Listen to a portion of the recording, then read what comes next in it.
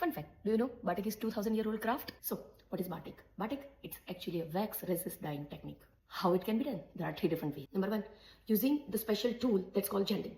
So what that tool is? So the handle is made of wooden and the front end is made of brass. It has a reservoir. So artisan put a hot wax in that reservoir, and that reservoir has a small spout kind of thing in the front. So the wax seeps through and then they draw a pattern on the fabric using that tool. Number 2, using brushes. And number 3, block printing. I have all 3 sarees and I'm going to show you how it can differ and how you can recognize that it's a real batik or not. Number 1, let's talk about this saree. As you can see, this batik, the white line, whatever you are seeing, that has been drawn using the chanting tool. I'm sorry if I'm speaking wrongly. So the fabric has been washed first. After that, using a melted wax, this complete area has been covered, and this, other than the red area, you see the white area that has been drawn using that tool. Once it is dried, the whole sari or whole fabric has been dipped into the red color. So whichever area that doesn't have wax will get the color, and the other area which does not have wax will remain undyed. That's it, number 1. Number 2, block. As you can see, the sari number 2, here these are the wooden block. So the wooden block has been marked everywhere at different location using wax, and then the sari has been dyed. So the rest area has been dyed, and after this area which has already wax on it, that area remains undyed. After that, as you can see clearly, let me bring it close. You see this? This area has been dyed separately to give this nice pink, rustic pink color, and same with this, the yellow color. So this is 2-time dyeing process. Number 3.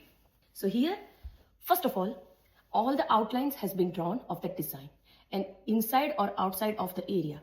Here, I mean not on this, but the inside of this area that has been colored using brush. So all you can see here is the first, let's say this flower. So they draw a flower using a hot wax and using that special pen, chanting. Then once that has been done, they use a simple brush and paint to color this pattern or design that has been formed. Once that's done, again that area has been covered with wax again, and after that the sari has been dyed, and then they remove the wax. So that's the technique number 3. Now let's talk about this cracks. What these cracks are? As you can see, this batik, wherever you see, you will, I think here is more visible. So let me bring this sari. You can see this cracks. So you will notice that few sari will have crack, few sari won't. Here comes the fact number 2. Do you know, in olden era, if the batik has this crackling effect, then they say that it's a poor quality of batik. But nowadays, it is a mark of authenticity. That's how you know that this is hand done. How the crackling effects appear. So when they use a wax, actually it is not wax, it's a combination of honeybee wax plus oil. So if the oil is more compared to the honeybee wax, then when they draw it, after that, once the fabric is dried, the cracks appears. Because of that, whenever you dye the fabric, through those cracks, the dyeing color seeps through, and that's how this crackling effect appears. If there is a more quantity of honeybee wax compared to oil, then those crackling effect won't be appear, because the whole mixture, once it is dry, it will be more flexible, and then you won't get that crackling effect. How to identify the authentic batik?